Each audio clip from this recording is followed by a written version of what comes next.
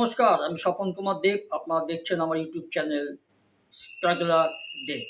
আরেকটা অনুরোধ করি, আমার এই লাইভটা শুরুর আগে অনুগ্রহ করে দয়া করে ভালোবেসে আমাকে একটু উৎসাহ দেওয়ার জন্য আমার ইউটিউব চ্যানেল স্ট্রাগলার ডেবটাকে যদি আপনারা অনুগ্রহ করে দয়া করে, প্রচুর লোক দেখে, প্রচুর লোক দেখে, একটু লাইক শেয়ার সাবস্ক্রাইবটা করে দেবেন। তাহলে আমি একটু কৃতার্থ হয়ে যাব, আমি ধন্য হয়ে যাব, নিজেকে একটু ধন্য মনে করব। শুধু তাই নয়, একটু এন্থু পাবো যে না, মানুষ আমাকে অন্তত লাইকটা সাবস্ক্রাইবটা শেয়ারটা করছে। প্রচুর লোক শেয়ার করে, লাইক দেয় প্রচুর, কিন্তু খুব কার্পণ্য করে, ওই কী বলে সাবস্ক্রাইবটা করতে খুব কার্পণ্য করে, অথচ অর্থ লাগে না, বিনা পয়সাতে হয়ে যায়। আজকে যে কথাটা বলবো আপনাদেরকে নিয়ে, যেটা আপনাদের সঙ্গে আজকে শেয়ার করবো, সেটা হচ্ছে যে সেই দ্বিতীয় কিস্তি। প্রথম কিস্তিটা আমি গতবার করেছি, আর আজকে দ্বিতীয় কিস্তি করব।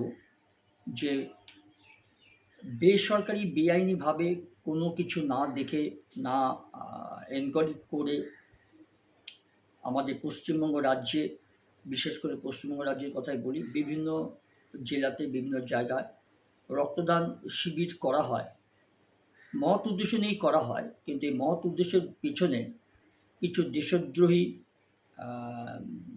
মানে রাষ্ট্রবাদী নয়, এবং দেশ বিদ্বেষী কিছু শয়তান, কিছু বাজে লোক, অসৎ লোক, সমাজবিরোধী মনোভাব সম্পন্ন লোক, যারা এই বিভিন্ন, বিশেষ করে বেসরকারি ব্লাড ব্যাঙ্কগুলোতে উঁচু পদে বসে আছে, এবং তাদের দ্বারাই কিছু ফরে বা দালাল, তারা বিভিন্নভাবে বিভিন্ন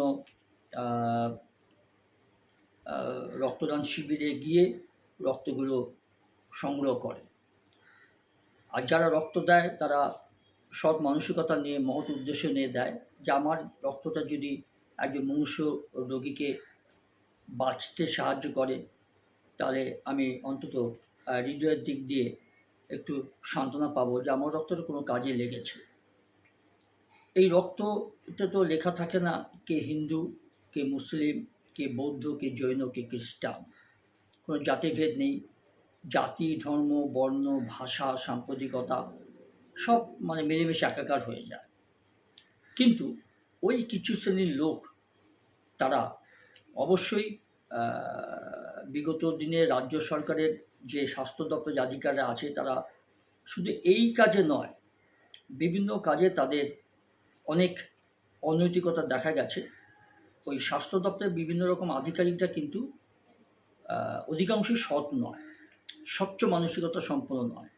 আমি জানি না এদের এখনও শাস্তি হয়েছে কিনা, বা যেগুলো মোটামুটি ধরা পড়েছে বা টার্গেট করা হয়েছে, বা আপোষ কাঠের নিচে স্ক্যানারে এসেছে সরকারি সিআইডি বলুন বা ইডি বা সিবিআইয়ের তদন্তে, তাদের চাকরি এখন আছে কিনা বা তারা কোনো শাস্তি পেলেও কিনা জানার উপায় নেই। কিন্তু এই যে মদতগুলো, সেগুলো কিন্তু স্বাস্থ্য দপ্তর থেকেই আসে। তাদের প্রচ্ছন্ন মদত না থাকলে এত বড় দুর্নীতি হতে পারে না। তার পিছনে আছে এই অর্থ। এত মোটা বেতন পায়, এত ভালো শতাংশ দিয়ে পায়, বোনাস পায়, সরকারি চাকরি, একদম স্বচ্ছভাবে তাদের সংসার চলে, তবুও তাদের টাকার এত লোভ যে তারা এইসব বেআইনি কাজে জানে না তা নয়, মদত দেয়, প্রচুর মদত দেয়, এবং সেখান থেকে তারা কিছু অর্থ উৎপাদন করবে, অর্থ তারা পাবে।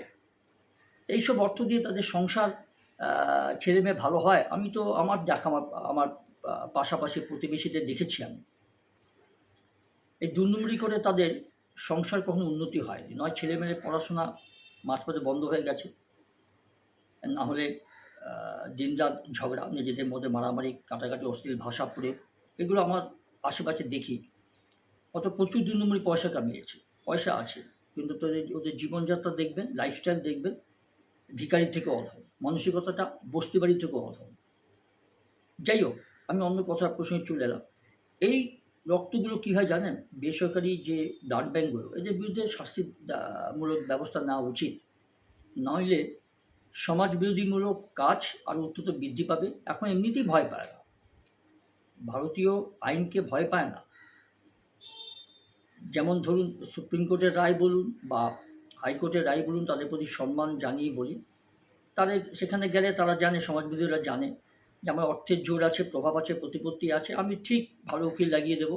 এত দুর্নীতি টাকা উকিল লাগাতে কোনো অসুবিধা নেই, ভালো অ্যাডভোকেট লাগিয়ে দেবে, দাঁড় করিয়ে দেবে তার মামলাতে, জামিন পেয়ে যাচ্ছে। প্রমাণ থাকা সত্ত্বেও জামিন পেয়ে যায়, অনেক সময় বেকসুর খালাসও হয়ে যায়, এবং পুলিশ যাতে তাকে গ্রেপ্তার করতে না পারে, ইডি, সিআইডি বা সিবিআই বা রাজ্য সরকারের পুলিশ সেখানে স্থগিতাদেশ দিয়ে দেয় সুপ্রিম কোর্টের বিচারপতিরা বা হাইকোর্টের বিচারপতি, যা হচ্ছে এই রিসেন্টও আছে, আমি নাম আর বললাম না। তো এরকম যদি হয় তাহলে সমাজবিরোধীমূলক কাজগুলো বন্ধ হবে না। তারা ভারতের আইনকে বা ভারতের আদালতগুলোকে তারা বুড়ো আঙুল দেখে কাজ করবে। এই যে শিবির করা হয়, রক্তদান আমিও দিয়েছি, আজকে দ্বিতীয় কিস্তি আমি আপনাদের জানাই এর ঘটনাগুলো। লাভের প্লাজমা আলাদা করে দেদার রক্ত নষ্ট করে দেওয়া হয়, ড্রেনে, নর্দমায়, ডাস্টবিনে ফেলে দেওয়া হয় কিট সহ। কারণ প্লাজমার দাম ভিন রাজ্যে অবৈধভাবে পাচার করে প্রচুর টাকা, কোটি কোটি টাকা রোজগার করে। যে প্লাজমা আপনি 700-800 টাকা পাবেন পার ইউনিট, সেই প্লাজমা বেসরকারি অসৎ ব্লাড ব্যাঙ্ক গুলো ভিন রাজ্যে, তার জন্য আমি বলেছিলাম আপনাদের যে দুটো সংস্থা, সেন্ট্রাল গভর্নমেন্টের আর রাজ্য সরকারের, স্টেট গভর্নমেন্ট বা সেন্ট্রাল গভর্নমেন্ট বা কেন্দ্রীয় সরকার বা রাজ্য সরকারের কাছ থেকে অনুমতি নিতে হয়, ছাড়পত্র নিতে হয় যে আমি এই পরিমাণ রক্ত এই রাজ্যে এই জায়গাতে আমি পাঠাবো। সে অনুমতি ছাড়া, না রাজ্য সরকারের কোনো অনুমতি আছে, না কেন্দ্রীয় সরকারের কোনো অনুমতি আছে, বুক ফুলিয়ে দেদার প্রকাশ্যে এরকম চোরাকারবারি করেছে, পাচার করেছে রক্তগুলো, কষ্টের দেওয়া রক্ত, মানুষের রক্ত, সেগুলো নিয়ে ব্যবসা করেছে। বলুন এদের কী শাস্তি হওয়া উচিত? প্রকাশ্যে গুলি করে দেওয়া উচিত, নাহলে ফাঁসিতে লটকে দেওয়া উচিত। এটা আমার ব্যক্তিগত মত, যেগুলো আরবিয়ান কান্ট্রিতে হয়। এবং কিছু স্বার্থান্বেষী লোক আছে এসব শাস্তির বিরুদ্ধে প্রতিবাদ করবে, কারণ তারা রাষ্ট্রবিরোধী, তারা দেশ বিরোধী, তারা দেশ বিদ্বেষী, অথচ তারা সব কিছুই করছে, রাজনীতি করছে, চাকরি করছে, গাড়ি বাড়ি করছে, বিশ্ব সম্পত্তি বাগাচ্ছে, ছেলে মেয়েকে মানুষ করছে ভালো মতো করে, দেশ বিদেশে পড়াচ্ছে, আমাদের দেশের ভারতবর্ষের জল, হাওয়া, ভূমিতে মানুষ হয়ে। আবার সেই দেশ বিরোধী কার্য করে যাচ্ছে পাকিস্তান, বাংলাদেশ এবং চীন, যারা আমাদের ভারতের শত্রু। বাংলাদেশকে আমি শত্রু পর্যায়ে ফেলছি, কারণ আছে সেটা জানেন, প্রচুর হিন্দু নিধন হয়েছে সেখানে, বেছে বেছে জ্বলন্ত পুড়িয়ে দেওয়া হয়েছে, ফাঁসিতে লটকে দেওয়া হয়েছে, গুলি করা হয়েছে, ধর্ষণ করা হয়েছে, হিন্দু নরনারীদের মন্দির, মঠ, গুরুদ্বার পুড়িয়ে দেওয়া হয়েছে, ভেঙে ভাঙচুর করা হয়েছে। ভারত বিদ্বেষী তো অবশ্যই, তারপর তো ভারতের বিরুদ্ধে নানা রকম কার্যকলাপ তারা এখনও চালিয়ে যাচ্ছে। যাই হোক, এই প্লাজমা বিক্রি করলে এক ইউনিট যদি আপনি একটা প্লাজমা যদি সরকারি আইনত আপনি কেনেন, 700 থেকে 800 টাকা পড়বে পার ইউনিট। আর এই প্লাজমা বাইরে বেআইনিভাবে পাচার করলে এই বেসরকারি রক্তদান শিবির থেকে সংগৃহীত ব্লাড ব্যাঙ্কগুলো সেই প্লাজমা এক ইউনিট 5,000-6,000 টাকা বিক্রি করে। আকাশ এবং পাতাল তফাৎ। আর ওই প্লাজমাগুলো যেহেতু লাভ বেশি, সেই প্লাজমাগুলো কী করে, রক্ত থেকে আলাদা করে নেওয়ার পর বাকি যে রক্তটা পড়ে থাকে, সেই রক্ত কিন্তু বিভিন্ন মুমূর্ষ ব্যক্তিদের কাজে লাগবে। অনেক মুমূর্ষ ব্যক্তি মরণাপন্ন অসুস্থ রোগীদের জীবন বাঁচাতে পারে, কিন্তু সেই রক্তটা তারা কি করে জানেন? সেই রক্তটা বিক্রি করতে পারে না বা করে না, লাভ নেই বলে বা চাহিদা নেই বলে সেগুলো ড্রেনে ফেলে দেয়, ডাস্টবিনে ফেলে দেয়, হাজার হাজার ইউনিট।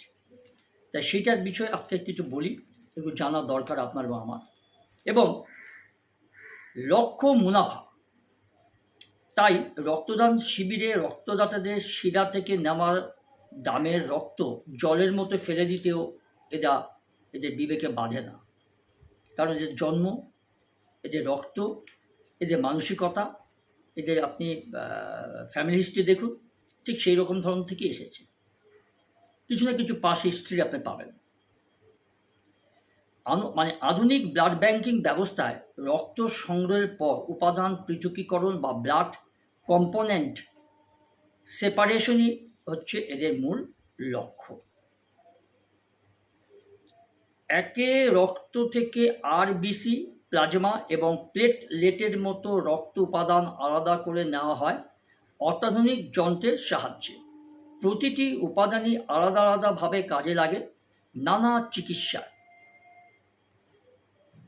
তবে রাজ্যে বেসরকারি ব্লাড ব্যাংকের একাংশের ঘোর অনিয়মের তদন্তে নেমে চক্ষু একদম চড়ক গাছ স্বাস্থ্য দপ্তরের আধিকারিকদের। সেই স্বাস্থ্য দপ্তর, আমি নতুন সরকারের স্বাস্থ্য দপ্তরের কথা বলছি না, তারা এখন টাইট হয়ে যাবে, টাইট হয়েও গেছে, কিন্তু সেই যে পুরনো ছাড় যে মালগুলো আছে স্বাস্থ্য দপ্তরে অস্বচ্ছ, সেগুলো তো বিগত শাসক গোষ্ঠীরই মদতপুষ্ট আছে, তারা তাদের বিরোধিতা করে যাবে।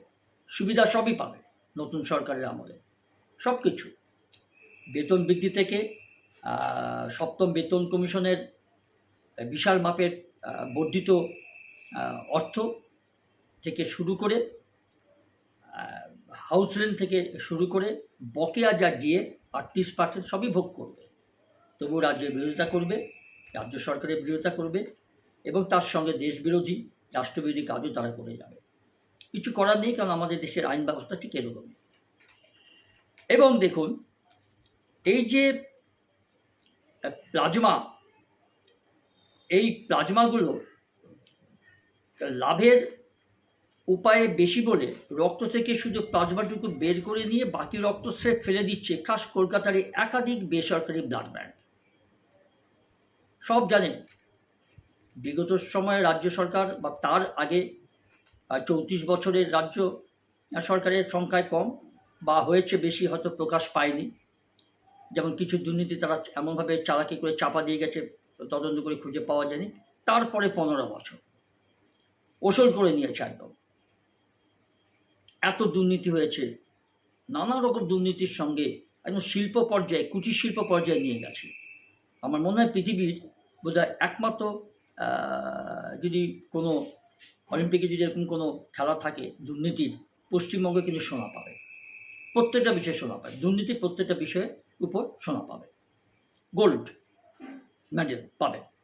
এবং যে রক্ত উপাদান প্রাণ বাঁচাতে পারত অসংখ্য মনুষ্য রোগীর, একটু আগে বলেছি আমি, সেই রক্তগুলো, প্লাজমাগুলো বের করে নেওয়ার পর বা আরবিসিগুলো বের করে নেওয়ার পর লোহিত কণিকা, বাকি রক্তটা ড্রেনের ডাস্টবিনে ফেলে দেওয়া হয়। বিবেকে বাঁধে না যে তাদেরও ছেলে মেয়ে আছে, তাদেরও স্ত্রী আছে, তাদেরও পরিবার আছে, তাদেরও বাবা মা আছে। ঈশ্বর কিন্তু ক্ষমা করে না। এর শোধ, এর অভিশাপ ঈশ্বর ঠিকভাবে নিয়ে নেয়।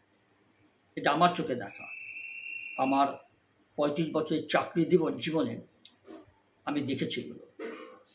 কারণ I have struggle for my stomach a lot. অতএব চাকরি সূত্রে বহু জায়গায় ঘুরেছি, এই অভিজ্ঞতাটাও মোটামুটি, অর্থ নেই হয়তো, গাড়ি বাড়ি নেই, প্রাসাদতম বাড়ি নেই, কিন্তু ভালো মন্দ এবং আলো অন্ধকারের যে অভিজ্ঞতা আমার আছে বা হয়েছে, আমি চেষ্টা করি আমার পরিবার, আমার ছেলে মেয়েকে দেওয়ার জন্য। আর কিছুটা চেষ্টা করি আমার ক্ষুদ্রতম শিক্ষাগত যোগ্যতায়, আমার এই ভিডিওতে, ইউটিউবে, ফেসবুকে। দীর্ঘদিন যারা রক্তদান শিবির আয়োজন করেন তাদের বক্তব্য যে রক্তদান শিবির থেকে সবচেয়ে বেশি মেলে বি পজিটিভ আর ও পজিটিভ রক্ত গ্রুপটার কথা বললাম।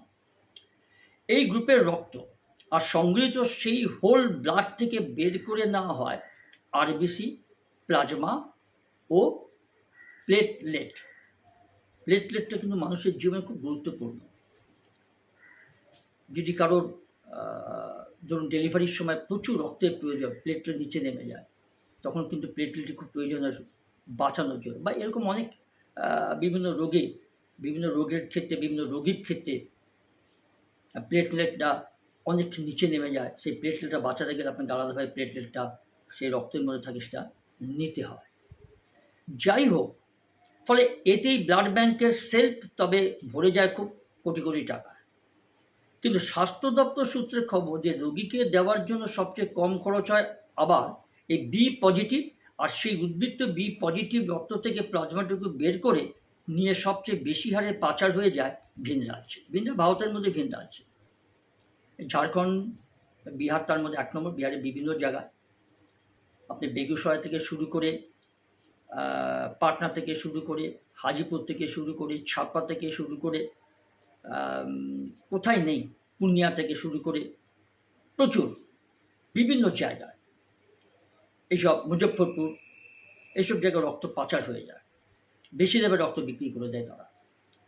আর কারণ বিহার, ঝাড়খণ্ড, মধ্যপ্রদেশ এবং উত্তরপ্রদেশের মতো রাজ্যগুলিতে কিন্তু রক্তদান আন্দোলনের বা রক্তদান শিবিরের সেরকম কোনো খুব একটা চল নেই, যে চলটা পশ্চিমবঙ্গে আছে।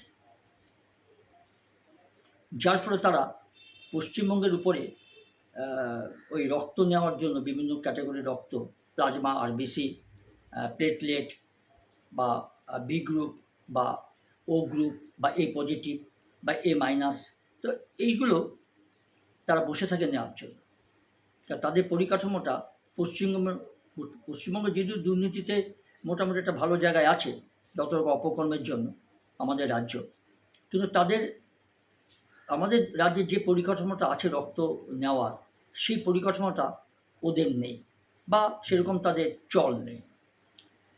যার ফলে সেই সুযোগটা আমাদের পশ্চিমবঙ্গের কিছু অস্বচ্ছ রাষ্ট্রবিরোধী ব্লাড ব্যাংকের আধিকারিকরা এই মুনাফা নেওয়ার চেষ্টা করে, আর তাকে মদত দিয়ে যায় আমাদের রাজ্য সরকারেরই স্বাস্থ্য দপ্তরের আধিকারিকরা, যেগুলো বিগত দিনে করে এসছে, কোনো শাস্তি হয়নি।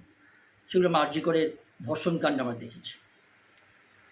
কারণ বিহার, ঝাড়খণ্ড, মধ্যপ্রদেশ, উত্তরপ্রদেশের মতো রাজ্যগুলিতে সেই পরিকল্পনা না থাকার ফলেই কিন্তু এই রক্তের যে পাচারের যে ব্যবসাটা আমাদের পশ্চিমবঙ্গের এই অস্বচ্ছ ব্লাড ব্যাংকের আধিকারিকরা বা যারা রক্ত নেওয়া বা রক্ত দেওয়ার ক্ষেত্রে বা বিভিন্ন রকম ব্লাড ব্যাংকের সাথে জড়িত, তাদের পথ খুলে যায় কোটি কোটি টাকা রোজগারের বেআইনিভাবে, অসৎভাবে। যার ফলে রক্তের জন্য সেই সব রক্তের অধিকাংশ কিন্তু বেসরকারি ব্লাড ব্যাংকই বাংলাদেশে, মানে বাংলার মুখাপক্ষি, বাংলাদেশ বলতে বাংলার মুখাপক্ষি, বাংলা থেকে তারা রক্ত বেআইনিভাবে নেয়। আর এর জন্য তো সমাজবিরোধী, পাচারকারী, অবৈধ রক্ত শোষণকারী লোকের তো অভাব নেই, আছে। এবং তারা জানে যে আইন আমাদের কিছু করতে পারবে না, আমরা যেহেতু টাকার জোর আছে, সুপ্রিম কোর্টের বড় বড় উকিল, অ্যাডভোকেট, ব্যারিস্টারকে লাগিয়ে দেবো, ও জামিনও পেয়ে যাব, ছাড়াও কয়েক বছর পর পেয়ে যাব। এবং হাসপাতালের বাইরে বেসরকারি স্ট্যান্ড অ্যালোন ব্লাড ব্যাংক নেই বললেই চলে ওই সব ভিন রাজ্যে। যে স্ট্যান্ড অ্যালোন ব্লাড ব্যাংক আমাদের পশ্চিমবঙ্গে অনেক আছে, তাদের একাংশে ন্যাশনাল ব্লাড ট্রান্সফিউশন কাউন্সিল বা স্টেট ব্লাড ট্রান্সফিউশন কাউন্সিল এর নিয়ম বা অনুযায়ী বা অনুমতি তোয়াক্কা না করে, কখনো বা যথাযথ কোল্ড চেন রক্ষা না করেই ভিন রাজ্যে এই বিপুল চাহিদা চড়া দামে মেটায় বিপুল লাভের জন্য।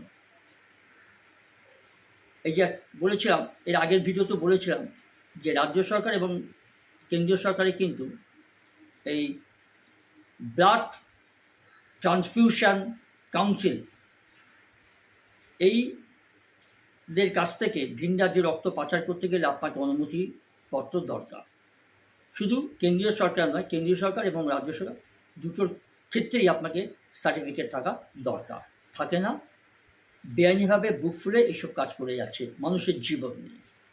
অথচ যারা এরা করছে তারাও জানে যে এই যে অর্থ বেআইনিভাবে 2 নম্বরি করে লোককে মেরে, লোকের জীবনকে মেরে, লোককে ঠকিয়ে নিজের বউ ছেলে মেয়ে পরিবারের সুখের জন্য বা নিজের সুখের জন্য যে করছে, একটাও কিন্তু সে যখন মরবে, নরকে যাবে, একটাও কিন্তু সঙ্গে নিয়ে যাবে না।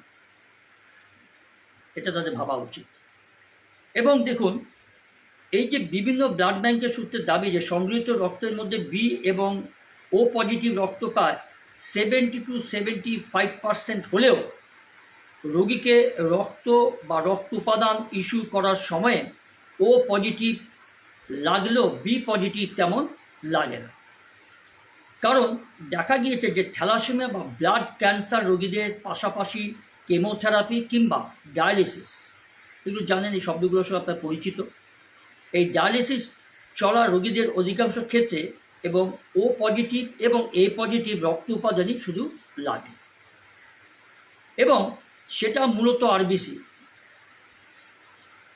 এবার ধরুন বারবার রক্ত নেওয়ার এই যে সব মাল্টিপল ট্রান্সফিউশনের রোগীর সংখ্যা মোট রক্ত গ্রহীতার প্রায় অর্ধেক কিংবা কিছুটা বেশি যা রক্ত দেয়। বাকি অর্ধেক রোগী যাদের রক্ত উপাদান লাগে তারা কিন্তু অপারেশন বা অ্যানিমিয়া কিংবা দুর্ঘটনার প্রবল রক্তপাতের শিকার হওয়ার কারণে একবারই রক্ত নেন। প্রথম গোত্রের মতো নিয়মিত রক্ত তাদের নিতে হয় না। আশা করি বোঝাতে পারলাম। আর এর ফলে পজিটিভ ও পজিটিভ, মানে এর ফলে যেটা বলতে চাইছি যে ও পজিটিভ গ্রুপের আরবিসি খরচ হলেও অধিকাংশ ক্ষেত্রে বি পজিটিভ গ্রুপের আরবিসি উদ্বৃত্ত থেকে যায়, বেঁচে যায়। গ্রুপের আরবিসি যেটা উদ্বৃত্ত হয়ে যাচ্ছে বি পজিটিভ, অফিসাররা জানাচ্ছেন অনেক অসাধু ব্লাড ব্যাংক তাই বি পজিটিভ গ্রুপের রক্ত থেকে আরবিসি পৃথকীকরণের পর তারা কি করে, সেই রক্তগুলো ফেলে দেয় এবং ওই যে বি পজিটিভের মধ্যে যেসব রক্তে আরবিসি আছে সেগুলোকে আর তারা পৃথকীকরণ করে না, ফেলে দেয়, বা কোনো মুমূর্ষ রোগীর ক্ষেত্রেও ব্যবহার করতে দেয় না। আর সেখান থেকে শুধুমাত্র প্লাজমাটুকু বের করে নেয়, নিয়ে কী করে জানেন, ভিন রাজ্যে বিপুল দামে, বিপুল টাকায়, বিপুল অর্থে বিক্রি করে দেয়। আর রক্তের বাকি যে উপাদানগুলো স্রেফ ফেলে দেয় তারা। স্বাস্থ্য ভবনের স্ক্যানারে থাকা 12টি বেসরকারি ব্লাড ব্যাংকের স্টক এবং ইনভেন্টরি চেক করতে গিয়ে এমনটাই উপলব্ধি হয়েছে আমাদের পশ্চিমবঙ্গ সরকারের অফিসারদের। স্টেট ব্লাড ট্রান্সফিউশন কাউন্সিল, যেটাকে SBTC বলা হয়, সূত্রে খবর যে এইসব ব্লাড ব্যাংক স্রেফ মুনাফার লোভে প্রয়োজনের অতিরিক্ত রক্ত সংগ্রহ করে বিভিন্ন রক্তদান শিবির আয়োজনের মাধ্যমে করে থাকে। লিঙ্ক আছে এর মধ্যে, হয়তো কিছু উদ্যোক্তা হয়তো এর জন্য কিছু টাকা পায় আর কিছু না জেনেই করে, মানে সোর্সের মধ্যে ভুল। এবার এই যে অভিযোগগুলো, রক্তদাতাকে আকৃষ্ট করতে নিয়মকে থোড়াই কেয়ার করে দামি উপহার দিতেও পিছপা হয় না এই সব ব্লাড ব্যাংক বা রক্তদান শিবিরগুলো। আর সরকারি তথ্য বলছে যে স্ক্যানারের বাইরে থাকা গোটা রাজ্যের 61টি বেসরকারি ব্লাড ব্যাংক গত 6 মাসে সংগ্রহ করেছে মোট 4,10,174 ইউনিট রক্ত, not a matter of joke. এবার আর অভিযুক্ত ওই 12টি যে ব্লাড ব্যাংক ওই একই সময়ে তার অর্ধেকেরও বেশি, মোট 2,52,148 ইউনিট রক্ত সংগ্রহ করেছে স্বেচ্ছায় রক্তদান শিবির থেকে। সেজন্যই এই 12টি বেসরকারি ব্লাড ব্যাংকের ভূমিকা এখন তদন্ত করে দেখছে তদন্তকারী টিম বা তদন্তকারী টিমগুলো। তাই বুঝছেন যে আমরা কোথায় আছি, কী অবস্থায় আছি, কী কাণ্ড করছি, আর কী কাণ্ডের মধ্যে আমরাও না জেনে শুনেই পা বাড়াচ্ছি। আর যারা জানে তারা তো ওই মুনাফা লোটার জন্যই করছে, সে মানুষ মরে যাক, জাহান্নামে যাক। যাই হোক, আজ এই পর্যন্তই থাকুক। পরে যদি আমি আবার কিছু পাই এই বিষয়ে আবার আপনাদের বলবো। এটা আমার সেকেন্ড কিস্তি আপনার কাছে জানালাম। ভালো থাকবেন, সুস্থ থাকবেন।